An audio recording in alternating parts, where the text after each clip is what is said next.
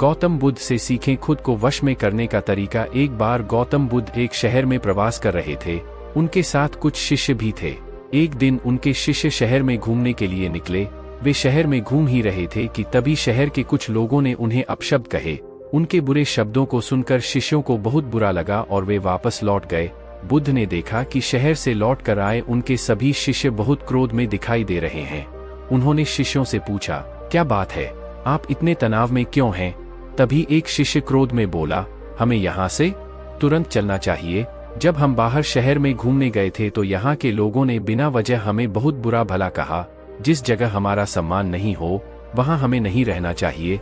बुद्ध ने कहा, क्या किसी और जगह तुम अच्छे व्यवहार की अपेक्षा रखते हो? दूसरे शिष्य ने कहा, इस शहर से तो अच्छे लोग ही। बुद्ध की बात शिष्यों को अच्छी तरह से समझ में आ गई और उन्होंने वहां से जाने का इरादा त्याग दिया होंगे।